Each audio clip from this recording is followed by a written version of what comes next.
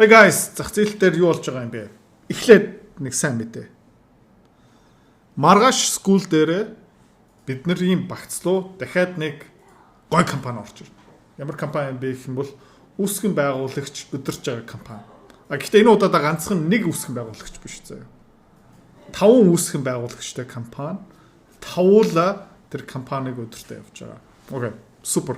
Hems team гой, Robinhood, Oscar Health, Tesla, Elon Musk, Donald Trump-тай алцахгүй юм бол ерөнхийдөө тэгээд хэдүүлэн юм багц дотор ямар компаниуд байгаа юм бэ гэх юм бол үргэлж үүсгэн байгуулагч оролцоод компани. Окей.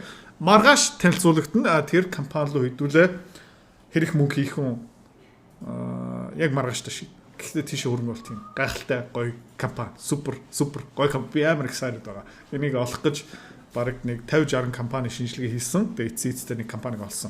За, энэ видеоны дараа бас хоёр robotics-ийн компани танилцуулга үнэлгээ орж ирнэ. Тэгээд хэдүүлээ одоохондоо бол зүгээр ямар компани багцлуу оруулах вэ? Нэмж судалгаа хийх үү гэсэн шийдвэрийн цэгтэр явж байгаа. Тэгээ энэ хоёр компаниг танилцуулна. Гэхдээ хэдэн хувиар орох уу гэх мэт чинь одоохондоо шийдэхдэггүй. Ерөнхийдөө дахиад нэмж судалгаа орно. Тэгээ бид нар ер нь эцсийн ойролцоо нэг 20-25 компани судалгаа хийснийхэн дараа окей, энэ компаниудыг оруулж ирье. Тэгээд аль компани руу хэдэн хувь багцынхаа хуваарлалт хэд орох юм бэ шийднэ. За, одоо буцаа зах зээлийн хамтлаг руу орцгоё. Hems and Hers-ийн компани өнгөрсөн 7 хоног навс унсан. Энэ 7 хоногт ерөөхдөө буцаагаад байр суурь дээр ирсэн байна. Та ингэ харж байгаа юм бол uptrend дотор явж байгаа.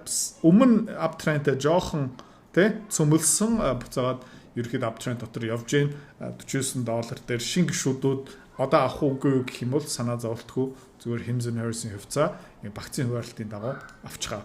Өдрөөр нь харах юм бол савлгаа нь илүү тодорхой харагдаж байна. Ерөөхдөө cup and handle formation гарч исэн. Тэрийг хөндлөөгүй, эвдсэн. Тийм учраас та бас эндээс юу сурах ёстой вэ гэх юм бол заавалчгүй cup and handle харагдсан ч cup and handle-ийн дагуу ерөөсөө хөдлөх ёсгүй. Окей? За.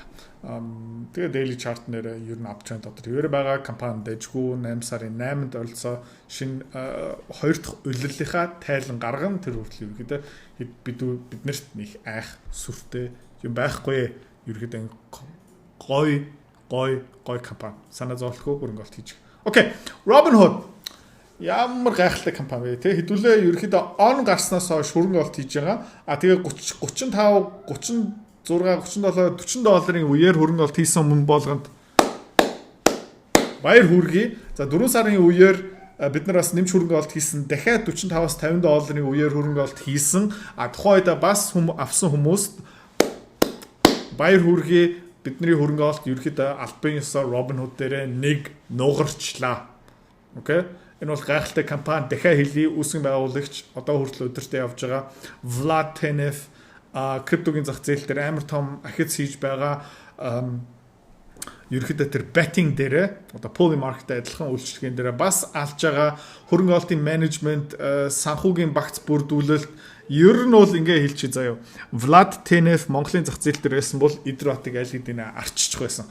Тийм учраас ийм мундаг үүсгэн байгуулагч нар руу хэдүүлээ хөрөнгө олт хийж байгаа шүү. Супер компани. Окей, санаа зовох юм ерөөсөй байхгүй. Нэмж авах юм хэрэггүй. Одоо магадгүй нэг жоохон pullback хийх магадлалтай. Одоо ингээ харах юм бол 1 2 3 4 5 6 7 8 9 хоног одоо бараг 17 хоног дараалалаараа энэ компани ерөөдөө ногоон candleтэй өсөлттэй явж байгаа. Тэгээд эзэн нэг цагт pullback хийж байх Fibonacci-ийн нэг move-ийг бүр ингээ цөмлөө цогцсон. Одоо pre-market дээр $96 дээр явж байгаа. Өчтөр өглөө бүр $98 хүртэл хүрсэн. Тэгээд psychological number тэгээд сэтгэл зүйтэй том ач холбогдолтой номер хэд юу юм бэ гэх юм бол $100. Тэгээд магадгүй Robinhood дээр дахиад нэг хоёр сайн мэдээ гараад ирчих юм бол энэ Fibonacci 1.6 л явах магадлалтай. Гэхдээ хэдүүлээ одоо шуналтахгүй араас нь хөөгөө явахгүй хэдүүлээ тодорхой хэмжээндээ энэ хувьцааг авцсан хэдүүлээ зүгээр дахиад явж байгаа. Окей. Тийм учраас нэг хасах юм хэрэггүй, бас нэмэх юм хэрэггүй. Хувьцааны арилжаа хөрөнгө олт, тийм мөнгөөр мөнгө олох. Амар сонирхолтой байгаа ч тийм. Гэхдээ амар хэцүү. Ихэвч хүмүүс нь ерөөсөж чаддгүй. Ягаад чаддгүй юм бэ гэх юм бол ментор багш байхгүй, community байхгүй. Одоо сайн сонсоорой. Тэ. Би school community нээсэн. Тэн дээр юу зааж байгаа юм бэ гэх юм бол энэ толгоонд байгаа хөрөнгө оруулалтын бүх чадвараар чамтай хуваалцаж байгаа. Тэрнээс гадна би ямар хувьцаа хизээ ямар ханшаар хэдэн хуваар авж байгаа юм бэ тэн дээр ил тавигдсан байгаа. Чи нөгөө дүр аж бол.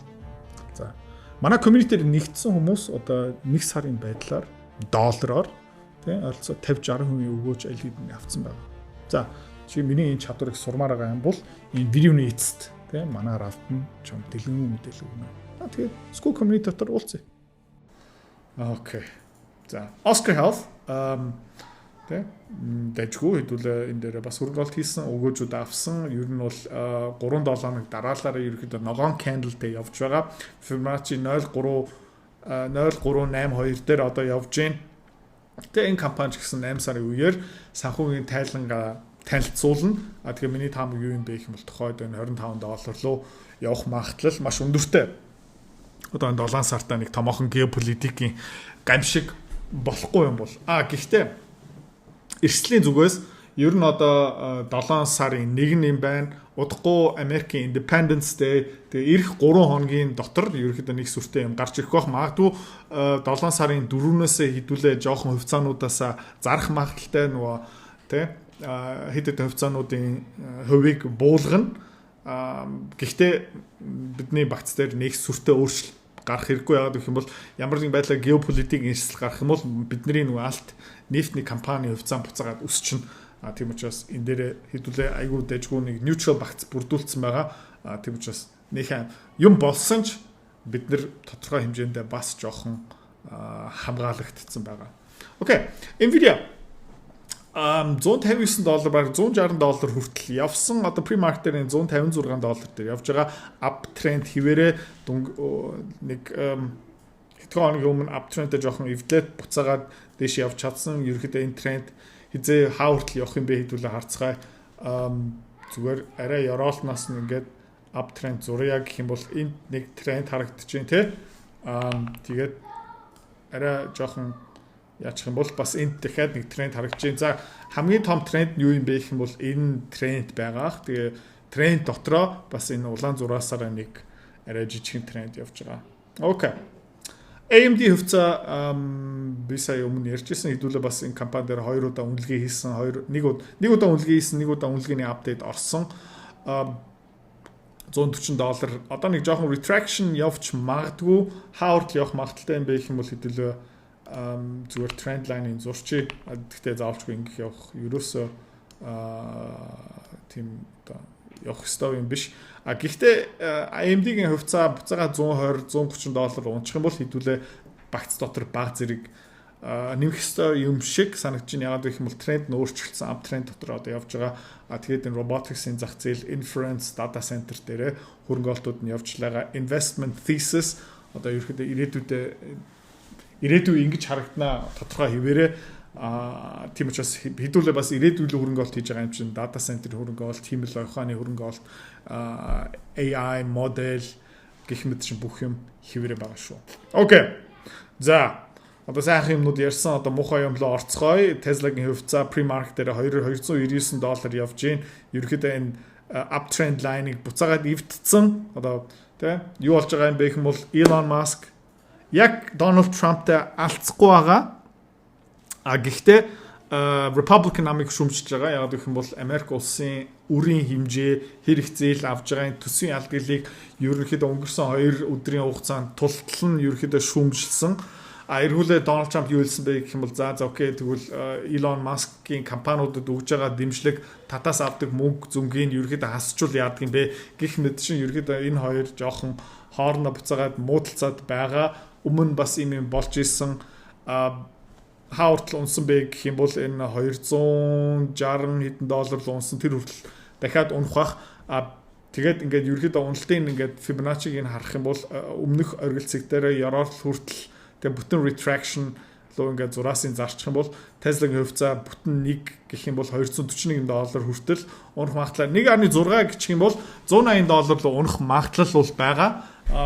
Тэгэх юм бол хэдүүлээ зүгээр тултал нь авнаа. Би энэ дээр яг сандарсан юм байхгүй санаа зовж байгаа. Гэхдээ ер нь бол Elon Musk-тай ер нь Donald Trump учраа олох ёстой. Яг гэх юм бол энэ удаа Donald Trump-ийн хөв хөндлөө нэг дайрахгүй байгаа. Одоохондоо тэгээ харцгаая. Тэгээ биднийг зовоох хувьцаа бол мөн, савлгаа ихтэй хувьцаа бол мөн, пуужих юм бол амар пуужин, навс унах юм бол амар навс ун. Тэгээд энийг зүгээр нэг сургамж болгочих тий сэтгэл зүгээ бэлт яг гэх юм бол хувьцаалын хөрөнгө олт хийнэ гэдэг чинь ийм ядаргаатай байдаг. Зовлонтой үе байдаг, гэхдээ жаргалтай үе бас байгаа. Окей, одоо буцаага жоох макро руу орцгоё.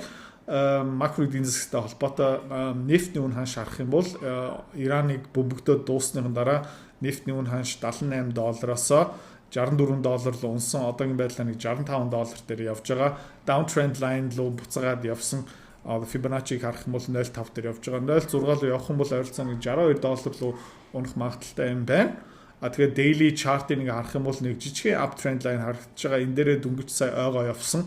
Одоо харцгаая энэ тренд дээр явж чадах юм уу үгүй мүү?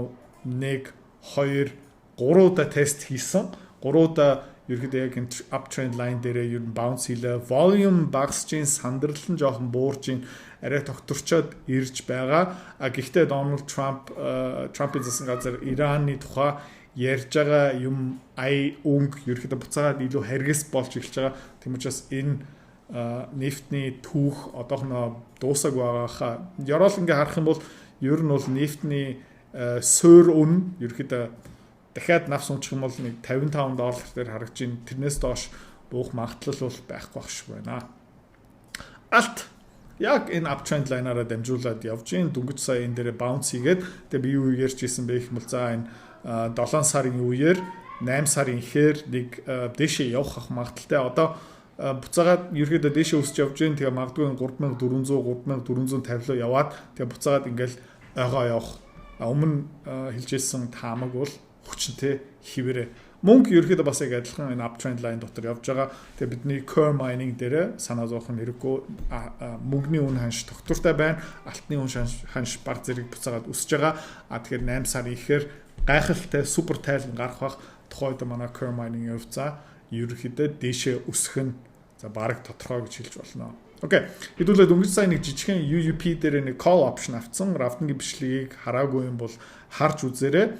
UUP-гийн strike price нь хаана юм бэ гэх юм бол $30 дээр тавьсан байгаа. Бид нараас ерөөдөө нэлээд дээгүүр авсан бас нэлээд хол зайтай олон сарын дараа энэ call option авсан. Ерөөдөө ингээ харах юм бол энэ channel-аараа явж гин өмнө ер нь бол энэ channel дээр bounce хийгээд одоо бас тийшээ дөгчин $26-27 дээр доллар хүртэл буурах магадлал бол харагдаж байгаа. Тэгээ бидүүлээ багцынхаа 0.5%-аар тэр call option руу зарцуулсан болохоор болсон ч болоогүйч нэг алдах юм байхгүй. Гэхдээ тий томоохон хөдөлгөөн нэг паник болоод ирчих юм бол хэдүүлээ өндөр ашиг авах боломжтой байгаа. За TLT Америкийн засгийн газрын 20 жилийн хугацаатай бондуудыг харах юм бол ер нь бол 23 онд 82 дээр яасан 25 оны ихээр нэг $82 дээр тий энэ дээр 86 ер нь бол нэг triple bottom юм шиг юм болж ах шиг байна.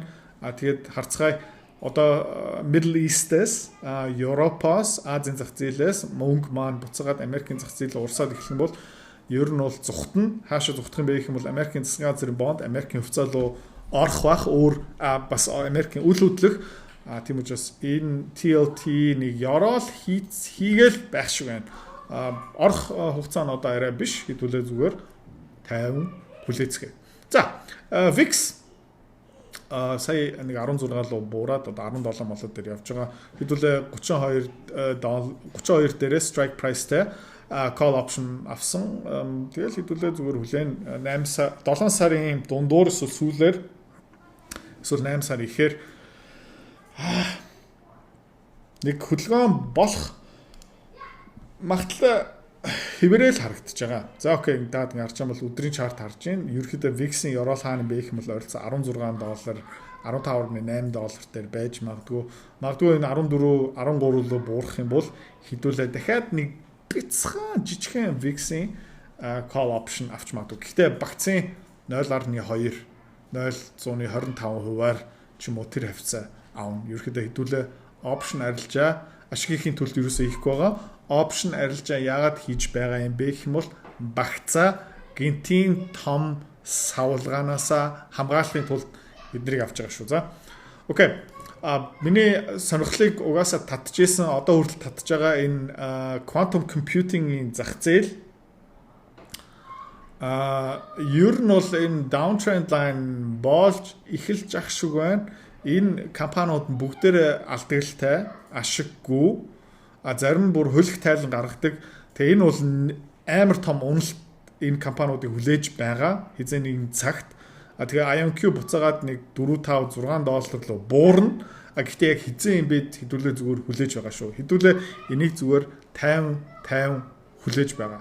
Тэгээ магадгүй нэг жил хагасын дараа хугацаанд дуусах put option авч магадгүй тий энэ дээр бодж л байгаа. Тийм учраас та зүгээр энэ дээр анхааралтай харж л байгаарай. Улам өсөх тусам улам ихээр ерөөхдөө put option авах захтнаад байна гэх юм уу да. Тийм юм хиймээр байгаа. За окей. Зах зээлийн хувьд бол иймэрхүү багцаараа өөрчлөх юм ерөөсөй байхгүй. Tesla унах юм бол хэдүүлээ нэмж авчин Hims Hers хувьцаагаа аваагүй хүмүүс нь аваарай, Core Mining аваагүй хүмүүс нь аваарай, Mecha Metals-ийн хувьцаа аваагүй бол аваарай. Тэгээд бүх юм хивэндээ байгаа шүү. Bye. Хэрвээ та манай Эдүрэ Цэцэрлэг бит хоёрын Earn Invest Be Free School Community-д нэгдэхийг хүсвэл яг одоо үзэж байгаа бичлэгийнхаа хамгийн ихний линк дээр дараарай. Линк дээр дарснаар манай School Community-гийн ерөнхий мэдээлэл гарч ирэх ба хамгийн түрүүнд та school дээр өөрийнхөө профайлыг үүсгэх юм. Профайлаа үүсгэхийн тулд та заавал нэг зураг өөрийн овог, нэр болон мэйл хаягаа оруулах шаардлагатай. Профайлаа үүсгэсний дараа та join гэж дараад Visa карта холбоно. Visa карта холбосноор сарын $29 төлбөр нь шууд татагдаад та манай community-д нэвтрэх эрхтэй болно.